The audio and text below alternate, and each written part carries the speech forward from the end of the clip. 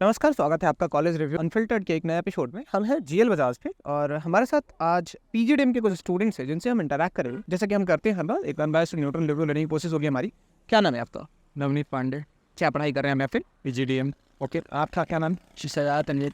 Sorry, शहजादा Tanveer, okay, PGDM. PGDM ही कर रहे हो आप। तो सबसे पहले मुझे ये समझाओ आप लोग कि यहाँ पे एमबीए और पीजीडीएम दोनों ही है, राइट? तो आप लोगों ने एमबीए छोड़ के पीजीडीएम क्यों डिसाइड किया? क्योंकि मैंने सीनियर से थोड़ा बात किया था और मैं भी थोड़ा रिसर्च किया था, तो मैंने ये जाना कि एमबीए में थोड़ा थ्योरेटिकल नॉलेज ज़्यादा है एज़ कम्पेयर टू पीजीडीएम जिसमें प्रैक्टिकल अप्रोच ज़्यादा है। ओके, तो और बट यहाँ के पीजीडीएम में थ्योरी प्लस प्रैक्टिकल दोनों को बैलेंस बना के चलते हैं। तो मैंने ये रिव्यू लिया था अपने सीनियर से भी और जो यहाँ ऑलरेडी उस समय पढ़ रहे थे उनसे भी, तो एट लास्ट मैंने पीजीडीएम कंसिडर किया। अभी जो आपका एक्सपेक्टेशन था या जो स्टूडेंट्स ने रिव्यू दिया था आपको कि यहाँ पे प्रैक्टिकल अप्रोच है, तो प्रैक्टिकल अप्रोच दिख रहा है आपको? हाँ, बहुत ज़्यादा। जैसे में कुछ समझाओ कैसे क्या प्रैक्टिकल अप्रोच है यहाँ पे? फॉर एग्जांपल हर वीक हमारे यहाँ एक ऐसा सेशन होता है जिसमें हमको हमारे थिंकिंग कैपेबिलिटी पे कोई एक एक्टिविटी दे दी जाती है। उसको बोला जाता है खुद से करो। तुम एक टॉपिक दे दिया जाता है, उसमें हमको खुद से करा था। फॉर एग्जांपल जस्ट मैंने कल ही एक असाइनमेंट सबमिट किया जिसमें हमको सर्वेक्शन मॉडल जो कि सर्विस में होता है उसको उस पर प्रोजेक्ट बनाना था, जिसमें हमको खुद से जाके उस सर्विसेज पे जाके अपने खुद जाके उसको फील करना था, प्रोजेक्ट बनाना था। तो मैंने फॉर एग्जांपल मैंने थिएटर यूज़ किया था। तो मैंने थिएटर पे गया, वहाँ पे कैसे कैसे स्टेजेस होते हैं, 7 पीस क्या होते हैं, सर्विस टेंजिबल्स क्या होते हैं, और सारे स्टफ को मैंने खुद से किया था। उसका हमको प्रूफ भी देना पड़ता है, एक वीडियो भी बनानी पड़ती है और वो यहाँ पे सबमिट करना पड़ता है। तो ये मतलब ऐसा नहीं होता है कि बस तुम प्रोजेक्ट लिख दो या फिर वर्ड पे छाप दो और मुझे दे दो, जो कि नेट से भी किया जा सकता है। बट यहाँ पे ऐसा नहीं होता है, यहाँ पे खुद से रहना पड़ता है। तुमने वहाँ क्या बोला वो डायलॉग भी लिखने पड़ते हैं, स्क्रिप्ट भी लिखना पड़ता है, फोटोज भी अटैच करने पड़ते हैं। तो इसके लिए मतलब प्रैक्टिकल अप्रोच ज़्यादा है। presentation as well. Presentation भी देनी पड़ती है उस पे every time. And the second thing, like industry based knowledge. Like there is a going on ATS is there. Like ATS बहुत से ऐसे ATS में बहुत एक्सपर्ट आते हैं regarding like sustainability. What is ATS? जरा explain करो हमारे व्यूअर्स को। ATS expert top series and not just that alumni top series. अच्छा, Like ATS में बहुत से ऐसे मैनेजर या हाई लेवल ऑफ जो CEO एंड ऑल आते हैं, वो उसमें लेक्चर देते हैं रिगार्डिंग लाइक अभी तक कौन कौन आया है यहाँ पे लाइक लास्ट टाइम जो अभी आए हुए थे इसके आपका एलुमनाई आते हैं बहुत सारे। मतलब एलुमनाइज तो आ गए हैं, आपने कहा कि इंडस्ट्री लीडर्स भी आते हैं, तो अभी कोई इंडस्ट्री लीडर आया रिसेंटली? एक हमारे थे सर रवि रंजन सर, जो कि होम मिनिस्टर और मिनिस्ट्री अफेयर्स में है, वो आए थे। और साथ ही साथ में यहाँ पे होंडा के जो सेल्स लीडर है और एरिया मैनेजर है वो आए थे। और साथ ही में PwC के जो प्रेसिडेंट थे वो आते हैं। और साथ ही साथ में कुछ ऐसे भी गेस्ट हैं हमारे जो रेगुलर बेसिस पे आते रहते हैं, जैसे कि यहाँ के कोको कोला के जो मैनेजर हैं वो आते रहते हैं, और I40 के आते हैं, वरुण बेवरेजेस के आते हैं। तो ऐसे बहुत सारे इंडस्ट्री लीडर एक्सपर्ट आते रहते हैं हमारे वहाँ रेगुलर बेसिस पे। और कुछ को यहाँ पे एक पर्टिकुलर टीम है जो स्टूडेंट से ही बनी हुई है, जो अप्रोच करती है इंडस्ट्री एक्सपर्ट को यहाँ आने के रिगार्डिंग। तो उस पर भी हमको एक्सपोजर मिलता है कि कैसे इंडस्ट्री में बात किया जाता है, कॉर्पोरेट में कैसे खुद को मैनेज किया जाता है, कैसे लीड खुद से जनरेट की जाती है, उसको पोटेंशियल कस्टमर में डाला जाता है। तो ये सब हमको खुद से ही करना पड़ता है, बट गाइडेंस मिलता है हमको टीचर से पूरा। और कहीं पर अगर हम फंसते भी हैं तो टीचर फुल सपोर्ट करते हैं। मतलब इंडस्ट्रियल एक्सपोजर आप लोगों को मिल रहा है ना? इसलिए मैंने इसको थोड़ा डीप डाइव करके जानने की कोशिश की, क्योंकि बहुत सारे कॉलेजेस क्या हैं, बहुत सारे स्टूडेंट्स क्या हैं, ऐसे ही बस बोलने के लिए बोल देते हैं, राइट? अब जब ये क्रॉस क्वेश्चन होता है कि कौन आ रहा है, तो वहाँ ब्लैंक हो जाते हैं। तो मुझे अच्छा लगा ये देख के कि आप लोग बता पा रहे हो कि कौन कौन आया था। इट मीन्स कि लोग आ रहे हैं यहाँ पर, राइट? ठीक है। मेरा दूसरा सवाल ये है कि अभी आप न्यूज़पेपर्स वगैरह देखते होंगे, या अगर आप इंडिया का एम्प्लॉयबिलिटी रिपोर्ट भी उठा के देखो, बहुत सारे रिपोर्ट्स हैं, मैं सजेस्ट भी करूँगा अगर आपने नहीं देखा है तो आप जाके देखो। सबसे बड़ा कंसर्न क्या है MBA PGDM को लेके या मैनेजमेंट स्टडीज़ को लेके, कि जो करिकुलम आपको पढ़ाया जाता है और जो इंडस्ट्री में डिमांड है, जिस स्किल सेट की डिमांड है इंडस्ट्री में, उसमें बहुत बड़ा मिसमैच है, राइट? इस वजह से जो एम्प्लॉयबिलिटी है MBA ग्रेजुएट्स की या PGDM ग्रेजुएट्स की या जो मैनेजमेंट ग्रेजुएट्स उनकी बहुत लो है, 45-46% के अराउंड में है। तो उस गैप को ब्रिज करने के लिए जीएल बजाज क्या इनिशिएटिव्स ले रहा है? जैसा कि आपका पहला क्वेश्चन था कि मैंने PGDM क्यों चूज किया MBA होते हुए भी, तो ये इसका एक आंसर ये भी था क्योंकि यहाँ का जो PGDM करिकुलम है वो बिजनेस और कॉर्पोरेट के अकॉर्डिंग अपने आप को रिन्यू करता रहता है। फॉर एग्जांपल कि ऐसा नहीं था कि मेरे जो सीनियर थे उनके सब्जेक्ट और मेरे जो सब्जेक्ट है सेम हो। 2 सब्जेक्ट का नया इम्प्लीमेंटेशन हुआ है, जैसे कि एडवांस एक्सेल और साथ ही साथ में मेरा एक सब्जेक्ट था AFM। ओके उसको भी थोड़ा अपग्रेड किया गया है और साथ ही साथ में नए नए सब्जेक्ट भी लाते रहते हैं। जैसे कि मेरे जो जूनियर है उनका भी एक IMC करके नया सब्जेक्ट ऐड किया गया जो कि हमारे में नहीं था। तो जैसे चलता रहता है बिजनेसेस में, कॉर्पोरेट्स में, वैसे वैसे यहाँ पे सब्जेक्ट पढ़ाया जाता है। तो इसके लिए भी मैंने PGDM चूज़ किया था। आप कुछ ऐड कर रहे थे? हाँ, लाइक जैसे PGDM में अभी ये अपने ऐड किया कि like industry based knowledge. Industry based knowledge में ये हो जाता है ना कि जैसे कैरिकुलम जो होती है एज कम्पेयर टू MBA में जो ऑलरेडी वो चली आ रही उसी प्रोसेस को फॉलो करते हैं। But MBA as compare to PGDM में क्या होता है कि लाइक हर एक ईयर वाइज वो चेंज करते हैं वैल्यू रिपोर्ट। लाइक इसे बेटा एडवांस एक्सेल पहले ये वैल्यू रिपोर्ट्स में आती थी, बट इससे ना टर्म्स में एकेडमिक में डाल देते करिकुलम का पार्ट बना देगा। It will help the student as well, तो वो एक बेनिफिट हो जाती है। और compare to like as compare to एक और क्वेश्चन था आपने कि ऐसा वो जो गैप को फुलफिल करने के लिए और भी क्या कर रही है। गैप को फुलफिल करने के लिए क्या है कि बहुत सारे ऐसे लाइक इंडस्ट्रियल विजिट भी कराती है ये, सो दैट कि जो स्टूडेंट है वो एक्चुअली जो इंडस्ट्री में जाकर के विजिट करे और उस चीज़ को फील करे कि मैं जो पढ़ रहा हूँ वो मेरे से उससे। और ये इंडस्ट्रियल विजिट्स कब से स्टार्ट होते हैं? इन द बिगिनिंग स्टार्टिंग से जी। अभी आप लोगों ने कोई विजिट्स किए इंडस्ट्री के? वरुण बेवरेज में गए थे आप लोग? मैंने मैंने गए थे। और आप वरुण बेवरेज, तो वहाँ क्या देखने को मिला आपको? क्या वरुण बेवरेज में जो उसके प्रोसेस थे, बहुत ऐसे टर्म कैसे वो जो बॉटल हैंडलिंग हो गया या कोक का या फिर लाइक जो ये क्या बोलते हैं एक प्रोडक्ट और जो बनती है वो कैसे प्रोसेस होती है, वो सारी चीज़ का प्रोसेस का एक प्रोसेस होते हैं क्या यहाँ से वहाँ एक प्रोसेस में जाएगा, देन वो वहाँ से फॉलो अप होगा एंड देन से कंप्लीट प्रोडक्ट में फिनिश गुड्स में कन्वर्ट हुआ। तो वहाँ पे मुझे प्रॉपर दिखाई जाती है और वहाँ पे एक प्रॉपर ट्रेनिंग चलती है कि ये आपकी प्रोसेस है और ये फॉलो अप होती है। एक ब्राउज़र के थ्रू आपको दिखाया जाएगा और फॉलो अप करके वो समझाया जाएगा वो सारी वो से स्टूडेंट को उसमें हेल्प भी मिलती है कि अंडरस्टैंड करने के लिए इंडस्ट्री। मेरा सवाल अब दूसरा ये है कि चलो आपने बता दिया कि करिकुलम को अपग्रेड करने के लिए या अपडेटेड रहने के लिए इनिशिएटिव्स लिए जा रहे हैं। अब दूसरा मेरा सवाल ये होता है कि फैकल्टीज़ कैसे हैं यहाँ पे? मतलब ऐसी फैकल्टीज़ भी हैं जिन्होंने कॉर्पोरेट में भी काम किया हुआ है या केवल ऐसी फैकल्टीज़ ही हैं जो टीचिंग का ही एक्सपीरियंस है? नहीं, यहाँ मैक्सिमम फैकल्टी ऐसी है जिनको ऑलरेडी कॉर्पोरेट एक्सपोजर उन्होंने काम किया हुआ है। ओके। और यहाँ पर मोस्टली जो हमारे प्रोफेसर हैं वो काफ़ी एक्सपीरियंस्ड भी हैं, वो टीचिंग लाइन में भी ऑलरेडी एक्सपीरियंस्ड है और साथ ही उन्होंने काम भी किया था। फॉर एग्जाम्पल कुछ फैकल्टीज़ का नाम बताओगे आप जो कॉर्पोरेट में काम जैसे कि हमारे डॉक्टर अरविंद भट्ट सर, उन्होंने साउथ अफ्रीका में कंपनी में काम किया हुआ था। वहाँ पे वो मैनेजमेंट ट्रेनी थे और साथ ही साथ में वो वहाँ पे शायद आई थिंक 12-13 साल थे। उसके बाद उन्होंने यहाँ पे पढ़ाना चालू किया और यहाँ पे भी वो काफ़ी सालों से पढ़ा रहे हैं और उनका टीचिंग करने मतलब उनका पढ़ाने का तरीका मेरे हिसाब से वन ऑफ द बेस्ट है। वो सबका अपना अपना पर्सपेक्टिव होता है मेरा उनके हिसाब से, क्योंकि वो बहुत ही स्टोरीज के थ्रू अपने लर्निंग को भी शेयर करते हैं ताकि आप लोगों को हेल्प होता है। तो कितने % फैकल्टीज़ ऐसी होंगी जिनके पास इंडस्ट्री का भी एक्सपीरियंस है और टीचिंग का भी एक्सपीरियंस है? मतलब अगर बाइफर्केशन करना हो कि आउट ऑफ 100 कितनी ऐसी फैकल्टीज़ हैं जो कॉर्पोरेट में भी काम कर चुके हैं? I think 90-95 almost. और वो आप लोग सिर्फ एक ही नंबर आप कमेंट कर रहे हो? एक ही दो टीचर है आई थिंक हार्डली जो थोड़े न्यू हैं जिन्होंने। सवाल मेरा समझ रहे हो मैं क्या पूछ रहा हूँ? मेरा सवाल ये है कि जो फैकल्टीज़ ऐसी कितनी फैकल्टीज़ हैं जिनके पास टीचिंग एक्सपीरियंस के अपार्ट भी जिन्होंने एक्चुअल में इंडस्ट्री में काम किया हुआ है? तो आप बता रहे हो कि 95% फैकल्टीज़ ऐसी होंगी जिन्होंने ऑलरेडी इंडस्ट्री में काम किया हुआ है। हमें पढ़ा रहे मैंने जैसे like Atul Arora sir, they work in Airtel like as a senior manager, as a regional manager they work. Atul Arora sir and then Amit समाज निशान Tyagi sir, they work like I guess micro operation के हम मार्केटिंग के स्टूडेंट है। बट जो हमें पढ़ाया Atul Arora sir उन्हें लाइक अराउंड 15 to 17 ईयर्स का एक्सपीरियंस है। तो मैक्सिमम फैकल्टी के यहाँ पे एक्सपीरियंस बहुत अच्छे हैं। और ये नंदन मैम लाइक उन्होंने ऑपरेशन में वो टाटा पावर्स में स्टार्टिंग से ही जो कि यहाँ पे हेड CRC हैं। तो मतलब आपको लगता है कि अगर इस तरीके की फैकल्टीज़ होती हैं कॉलेजेस में, बहुत सारे कॉलेजेस में नहीं है राइट, वहाँ केवल टीचिंग एक्सपीरियंस वाले भी हैं और उन्होंने भी अपने आप को अपग्रेड नहीं किया है, तो अगर ऐसे फैकल्टीज़ हैं आपके यहाँ पे जिनके पास रेलिवेंट एक्सपीरियंस भी है कॉर्पोरेट का, तो उसका बेनिफिट मिलता है आपको राइट? वो अपने एक्सपीरियंस के थ्रू हमको बताते हैं, बिकॉज वी नो दैट कि थ्योरी के जो पार्ट्स होते हैं वो ऑन द ग्राउंड उतने इम्प्लीमेंट नहीं होता है, तो वो हमें ये बता पाते हैं कि थ्योरी के पार्ट कैसे इम्प्लीमेंट होते हैं ऑन द ग्राउंड। पढ़ाई कर रहे हो उसका इम्प्लीमेंटेशन कैसा है, एक्चुअल कैसे इम्प्लीमेंटेशन होता है, बिकॉज स्टोरी में तो बहुत ही सब रोजी गार्डन लगता है बट एक्चुअली में होता नहीं है। तो वो हमको बहुत अच्छे तरीके से वो बता पाते हैं, वो अपने एक्सपीरियंस के थ्रू बता पाते हैं। कि मैंने ये Aida modern and all stuff ऐसे यहाँ पे इम्प्लीमेंट किया था, ये वैसे नहीं होता है जो हमने थ्योरी में पढ़ा था। तो उससे हम बहुत अपने आप को क्लियर कर पाते कि हाँ कैसे इसको करना है, हाँ, और इसको कैसे समझना भी है।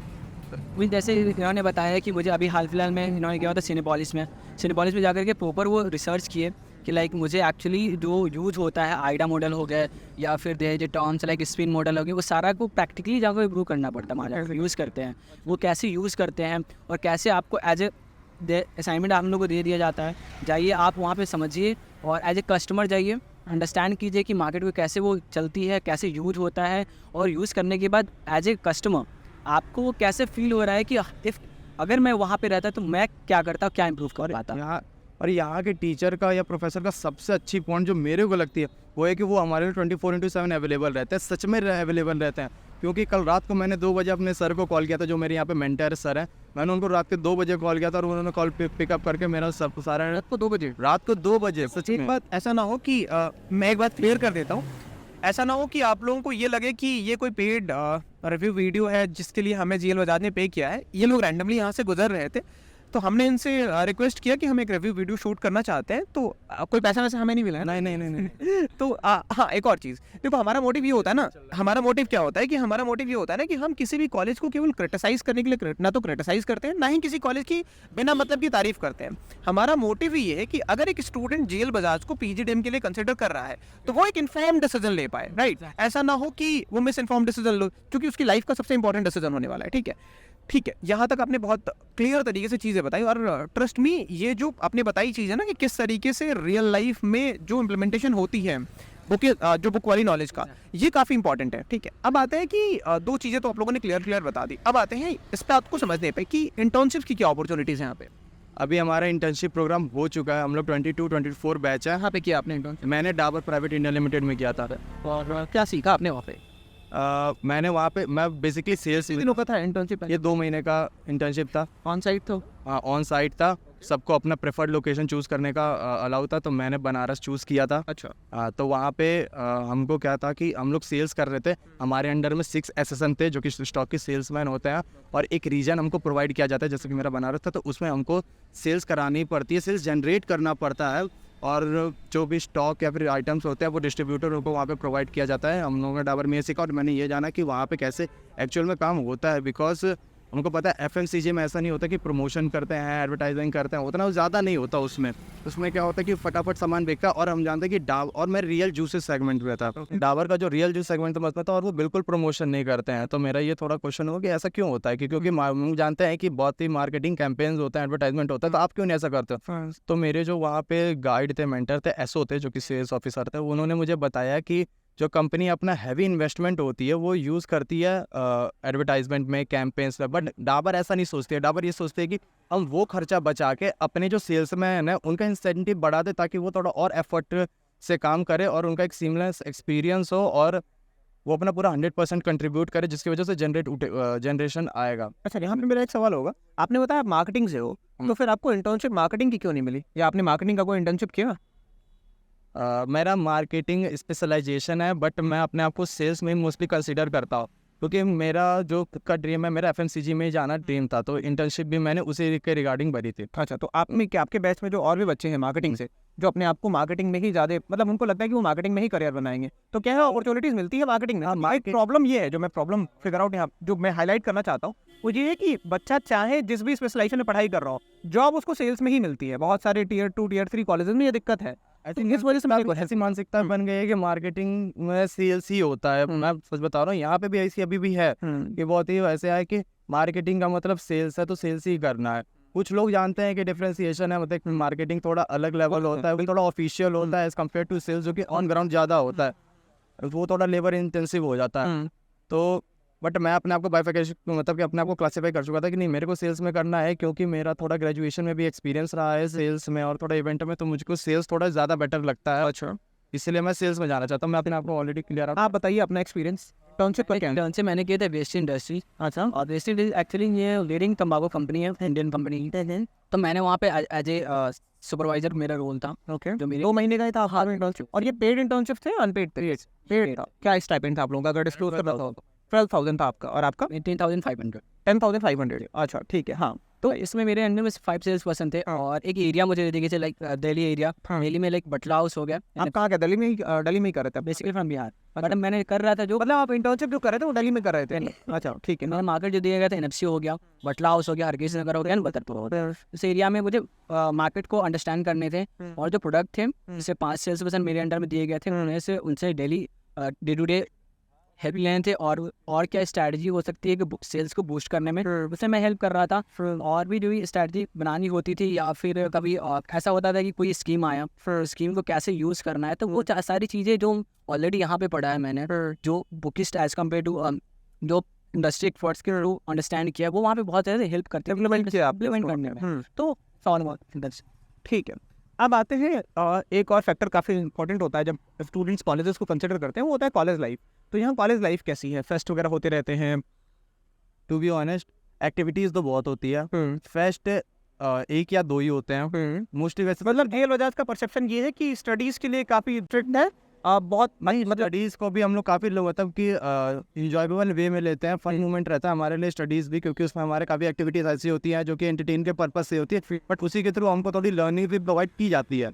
बट यहाँ पर अगर हम बात करें कि कॉलेज लाइफ की, तो होता है कि फेस्ट होगा, ये होगा तो होते हैं 1 ही 2 होते हैं, ज़्यादा नहीं होते हैं, तो वो नहीं है। और रही बात कॉलेज लाइफ की, तो कॉलेज लाइफ में ये होता है कि थोड़े मजे मस्ती करेंगे। तो टू बी ऑनेस्ट अगर जेएल बजाज कोई कंसिडर कर रहा है तो अपना वो सोशल लाइफ पूरा भूल जाए, क्योंकि यहाँ पे टाइम मैनेजमेंट करना बहुत बड़ा टास्क है। क्लासेस का ड्यूरेशन क्या होता है? कब से स्टार्ट होती है? सुबह 9 बजे से शाम के 5 बजे तक। 9 से 5 तक। 9 से। अच्छा, आप कुछ ऐड करोगे कॉलेज लाइफ? ये करोगे कि लाइक हर एक एरिया के लिए एक यहाँ पे सेल बना हुआ है, like marketing cells, finance cells और स्पोर्ट्स सेल्स इज देयर। तो इस स्पोर्ट्स सेल्स में ये होता है कि एक्स्ट्रा करिकुलर में और क्या होती है लाइक कॉलेज लाइफ के लिए, तो यहाँ पे बहुत स्पोर्ट्स की फैसिलिटी दी जाती है। तो आप ऐसा नहीं कि आप आकर के यहाँ पे सिर्फ बोर होने वाले हैं या फिर आप कॉलेज लाइफ कुछ रहेगा नहीं, आप पढ़ाई भी कर रहे हैं तो यहाँ पे ऐसे इंजॉयमेंट के साथ कर सकते हो। But the point is like आप ऐसे ले सकते हो कि यहाँ पे प्रेशर रहेंगे, बट आप अगर प्रॉपर वे में सीक्वेंस को फॉलो कर रहे हैं, नॉलेज को फॉलो कर रहे हैं, प्रॉपर वे में जा रहे हैं, तो आपको ये लोड नहीं लगेगा, बस नॉर्मल एंजॉयमेंट। पीजीडीएम में ये कंसिडर किया जाता है कि आप कितना हार्ड वर्क कर रहे हो, अपना कितना परसेंटेज दे रहे हो, ना कि ये कि आपका रिजल्ट क्या आ रहा है। क्योंकि अभी भी यहाँ पे कुछ स्टूडेंट्स हैं जो अपना बहुत ज़्यादा एफर्ट दे रहे हैं, बट उनका उतना रिजल्ट नहीं मिल पा रहा है। तो यहाँ पे टीचर ऐसे नहीं है कि उनको थोड़ा परेशान मतलब कि डांटे वैटे, कुछ नहीं, उनको उल्टा और सपोर्ट किया जाता है उनका एफर्ट देख के। तो ये मेरे को बहुत अच्छा लगता है। मेरा एक अगला सवाल ये होगा कि अभी आप लोग देख रहे हो कि स्टार्टअप का बहुत बूम चल रहा है इंडिया में, है ना? तो यहाँ पे क्या स्टार्टअप्स को सपोर्ट करने के लिए कोई सेल है, कोई इंक्यूबेशन सेल वगैरह है? यहाँ पे ई सेल है, एंटरप्रेन्योर। जरा डिटेल में बताओ उसके बारे में। यहाँ पे ई सेल है और हमारे जो सर हैं डॉक्टर पुनीत मोहन सर, फिर उसके इंचार्ज हैं ई सेल के। ओके। और जितना मुझे पता है कि यहाँ पे आई थिंक 3 करोड़ का फंड होता है जो कि यहाँ के स्टार्टअप को दिया जाता है। मेरे एक दोस्त है, उसने थोड़ा उसमें अप्लाई किया था, सिद्धार्थ सिंह सिंगर नाम है उसका, उसने अपना एक प्लान दिखाया था सर को और अप्लाई किया था। वो अभी उनका बातचीत चल रहा है, प्रोसेस में चल रहा है। बट सर बोले थे कि अगर तुम्हारा ये कुछ होगा, मेरे को तो आइडिया नहीं है, बट बोले थे कि अगर ये तुम्हारा सक्सीड हो जाता है तो उसका आई थिंक 10 लाख का ग्रांट मिल जाएगा, 10 लाख का ग्रांट मिल जाएगा। तो ब्रेनस्टॉर्मिंग सेशंस वगैरह में भी हेल्प करते हैं यहाँ पे फैकल्टीज? जैसे किसी के पास आइडिया है, लेट्स से कि आइडिया से ही स्टार्ट होती है चीज़ें, तो अगर किसी के पास आइडिया है, अब उस पर ब्रेनस्टॉर्म करना है, तो क्या फैकल्टीज अप्रोचेबल है पूरा? और इसमें स्पेशली पुनीत मोहन सर बहुत ज़्यादा मतलब सपोर्ट करते हैं। वो मतलब कि पूरा वो तुम्हारे अगर हम आइडिया शेयर करते हैं तो उसमें क्या फ्लॉज आते हैं, उसमें कैसे मार्केट ऑन ग्राउंड वो कैसा होगा, उसमें हर चीज़ में मदद करते हैं। एक तरीके से वो ब्लूप्रिंट तैयार करने में पूरा मदद करते हैं। अगर हम किसी स्पेशलाइजेशन के टीचर को पूछें तो वो भी मदद करते हैं, बट पुनीत मोहन सर जो है वो अपना 100% दे देते हैं उस चीज़ के लेकर, क्योंकि वो उनका नेचर ही वैसा है। ऐसे स्टार्टअप्स है जो यहाँ से इंक्यूबेट हुई है, पता है हम लोग आपको? क्या नाम है? ऐश्वर्या फैशन। अभी सीनियर्स मेरे जो सीनियर्स के थे ऐश्वर्या फैशन हो गए, केबी सोल्यूशन जो अभी जस्ट हमारे साथ का एक फ्रेंड ही है जो अभी स्टार्ट किया है। ये प्रॉपर वे में नहीं हुआ है, बट हाँ बिगिनिंग वो जैसे उन्होंने बताया कि पुलिस से बहुत हेल्प करते हैं, तो वो आपको proper day to day activities क्या हो रही है और क्या मुझसे हेल्प चाहिए, वो सारे होती है फंडिंग के through proper help, college proper help करते हैं। आपके पास आइडिया है आप शेयर कीजिए, आपको किसी तरह की हेल्प चाहिए वो कॉलेज प्रोवाइड करेगा। ठीक है, अब आते हैं जो सबसे इंपॉर्टेंट फैक्टर होता है सारे स्टूडेंट्स के लिए, ROI निकालने का। जब आप पीजीडीएम जाते हो तो एक अच्छा खासा इन्वेस्टमेंट करते हो आप, राइट? तो प्लेसमेंट्स कैसे हैं यहाँ पे? मैंने तो सबसे पहले ROI देखा था जेएल बजाज में। क्योंकि यहाँ का जो फीस स्ट्रक्चर है और यहाँ के मोस्टली ऑफ द कॉलेजेस का फीस स्ट्रक्चर लगभग सेम ही है। इसका थोड़ा कम है शायद, थोड़ा कम है क्योंकि यहाँ पे और भी डिस्काउंट और सब दे दिया जाता है। तो अगर आपका 60% से ऊपर है तो इसका ROI बेटर है, क्योंकि यहाँ का एवरेज प्लेसमेंट जो पिछले साल का था वो 8.5 लाख का था। और एवरेज था या मीडियम था वो? एवरेज प्लेसमेंट था या मीडियम प्लेसमेंट था वो? एवरेज था वो। अच्छा, एवरेज मतलब समझ रहे हो कैसे कैलकुलेट होता है? सारे हाँ, सबका कैलकुलेट करके मीडियन एक बेहतर आइडिया देता है आपको। मतलब 50% स्टूडेंट्स एक सर्टेन अमाउंट से कम और 50% उससे ज़्यादा। तो मीडियन का कोई आइडिया है? एवरेज मीडियम का आइडिया नहीं है मुझे तो। जब पूछे तो हम लोग तो एवरेज ही कोई भी कंपनी आती है, एक क्राइटेरिया फिक्स किया हुआ रहता है कॉलेज के पर्सपेक्टिव से कि हाँ इस कंपनी इतना जो ये बनाया गया है, इसकी कंपनी नीचे नहीं आएगी। हाँ, ये अच्छा इनिशिएटिव है। जैसे कि इस बार मैडम ने बोला था कि हम 6 लाख से कम का पैकेज नहीं लाएंगे। अच्छा, ये था ये अच्छा, ये है। बट वहाँ पे एक और ये हो जाती है कि जैसे आपके बोल रहे हैं कि जो एवरेज और मीडियन का सैलरी है, अगर मीडियन देखा भी जाए तो मेरे अकॉर्डिंग हमेशा 5+ ही रहता है, और एवरेज सैलरी जैसे इन्होंने बताया 7+ वो रहता ही रहता है। हाईएस्ट क्या रहा है? ये 73 लाख। 23 लाख। अच्छा, 23 लाख रुपीज़। अच्छा, मतलब ये यहीं से इन्होंने लिया? ऑन कैंपस था या ऑफ कैंपस था? नहीं ऑन कैंपस था, वो पूल कैंपस था इनफैक्ट। अच्छा, ठीक है। तो मतलब आपके अकॉर्डिंग प्लेसमेंट का जो रिकॉर्ड है वो सेटिस्फैक्टरी है आप लोगों के अकॉर्डिंग? अगर जैसे कि फॉर एग्जांपल कि हमारे जो कुछ सीनियर थे जिनका समहाउ प्लेसमेंट नहीं हो पाया, वो बहुत ही कम परसेंटेज होता है, मोस्ट ऑफ द लोगों का हो ही जाता है। तो उनको भी ऐसा नहीं हुआ जाता है कि आपका टर्म खत्म हो गया तो आप छोड़ दिया जाता है। नहीं, उनको कैरी ऑन किया जाता है। उनको जब तक प्लेसमेंट नहीं हो जाता तब तक उनको किया जाता है। जैसे कि हमारे अभी कुछ सीनियर है जिनका कुछ महीने पहले ही लगा, जबकि उनका टर्म थोड़ा पहले ही खत्म हो गया था, बट उनका अभी जाके प्लेसमेंट लगाया गया। तो ऐसा नहीं है कि छोड़ देते हैं, कराते हैं, फुल एफर्ट करते हैं, बट अल्टीमेटली वो हाथ में तो स्टूडेंट्स का ही होता है। कंपनी तो आ सकती है बाकी उठा के तो आपको आपके कैपेबिलिटी पे ही ले जाएगी। प्लेसमेंट सेल कितना सपोर्टिव है?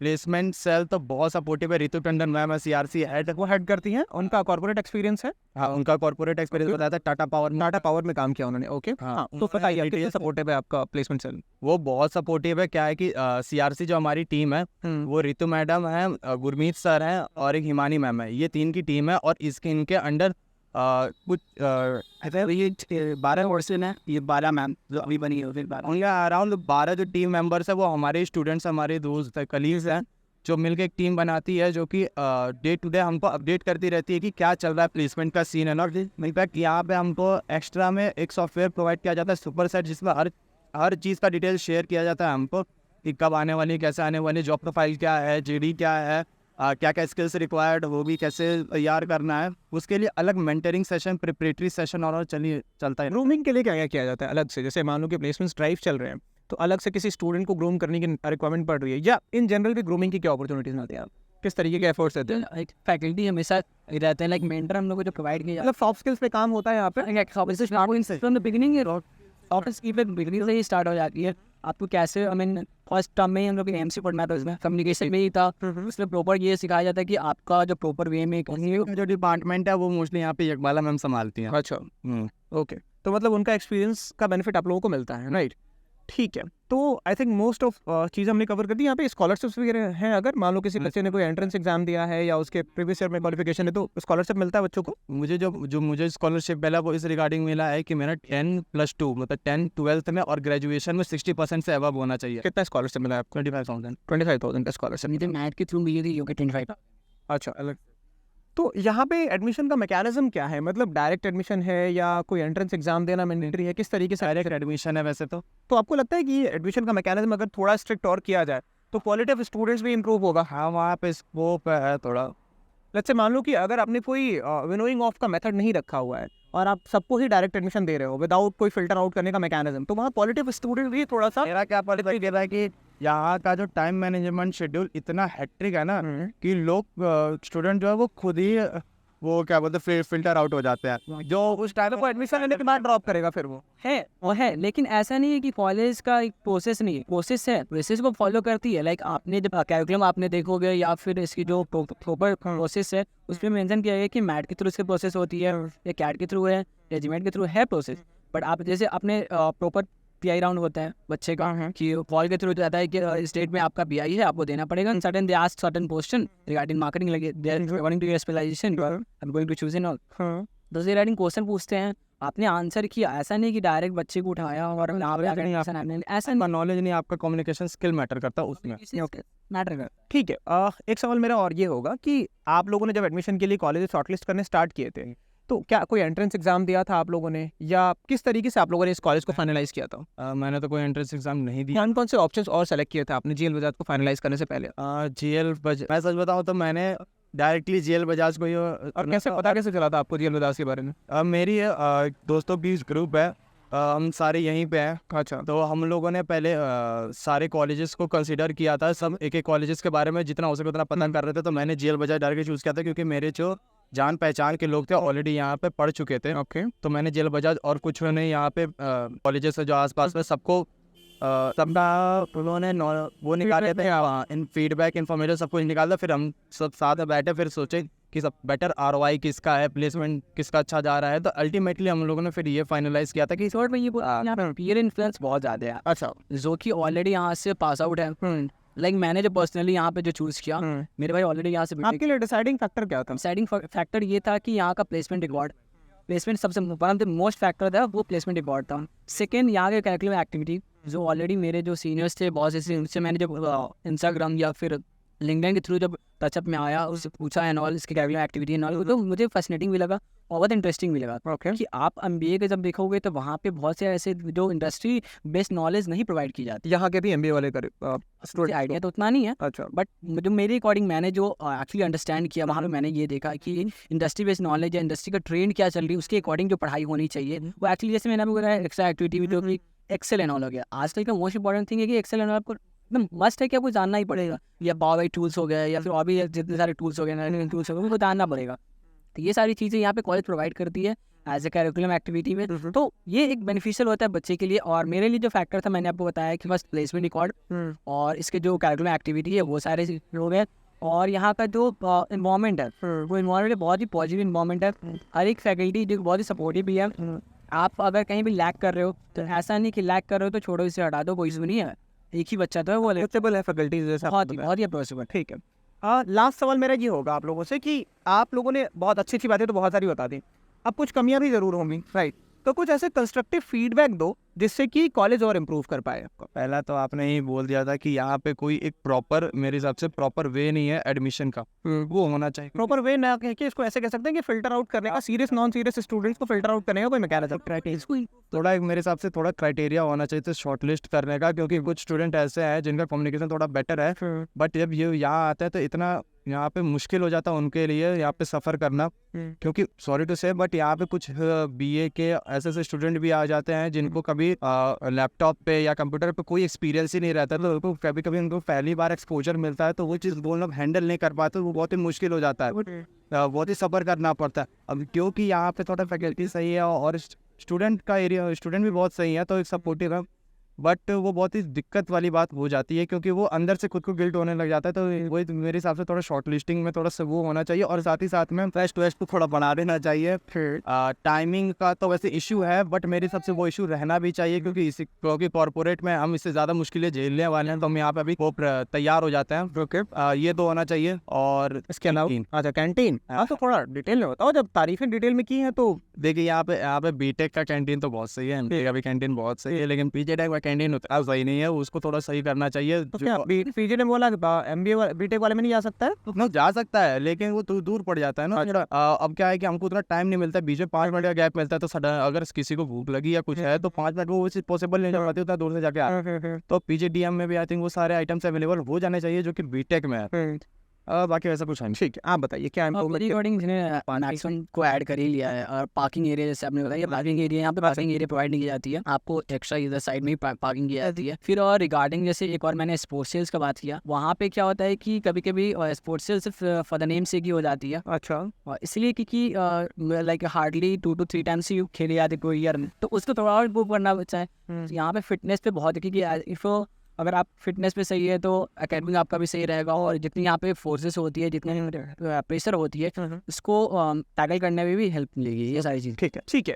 अगर कोई स्टूडेंट इसको कंसिडर कर रहा है तो आप क्या सजेस्ट करोगे उसको ताकि उसका जो 2 साल हो वो स्मूथली निकले यहाँ से? मेरा टाइम मैनेजमेंट सबसे मस्ट है। मेरे हिसाब से सभी बच्चों को ये पहले दिक्कत है तो उनका टाइम मैनेज नहीं हो पाता, मेरा खुद नहीं हो पाता था। तो टाइम मैनेजमेंट बहुत ही मस्ट है। अगर आपको लगता है कि आप बहुत अच्छा टाइम मैनेज करते हो तो यहाँ पे आपको रियलिटी पता चल जाएगी कि आप नहीं कर पाते हो, क्योंकि यहाँ पे और ज़्यादा हेक्टिक हो जाता है। और साथ ही साथ में स्टूडेंट को बोलने आना चाहिए, वो भले वो गलत बोले सही बोले, यहाँ टीचर सुधार देंगे उस चीज़ को, बट उनको एटलीस्ट बोलने आना चाहिए। थोड़ा कॉम स्किल्स पे काम करके आए, है ना? कॉन्फिडेंस होना चाहिए थोड़ा। बाकी यहाँ पे कॉन्फिडेंस भी तो बूस्ट कर ही देते हैं, बट अगर आपके पास वो पहले से ही होगा तो यहाँ पे आपको एज मिल सकता है यहाँ पे। ओके, आप क्या समझते हैं? सर एक और पॉइंट ऐड करेंगे, प्रेशर को आप कैसे यहाँ पे मैनेज कर रहे हो। यहाँ की प्रेशर आपके ऊपर बहुत रहेंगे, तो आपको फर्स्ट थिंग टाइम मैनेजमेंट के थ्रू एक टैकल कर सकते हो, प्रेशर को हेल्प कर सकते हो। या फिर आपको ऐसा नहीं है कि बहुत से एरिया में जो मैंने ग्रेजुएशन वहाँ पे किया, वहाँ पे प्रेशर झेलने के लिए कुछ ऐसा कोई फोर्सिव ये नहीं रहता है कि आपने आपको ये करना है, ये क्राइटेरिया में फुलफिल करना है, या फिर जो 9 to 5 क्लास करनी है यहाँ पे या प्रॉपर वो करनी होती है, बट यहाँ पे आपको मस्ट करना ही पड़ेगा।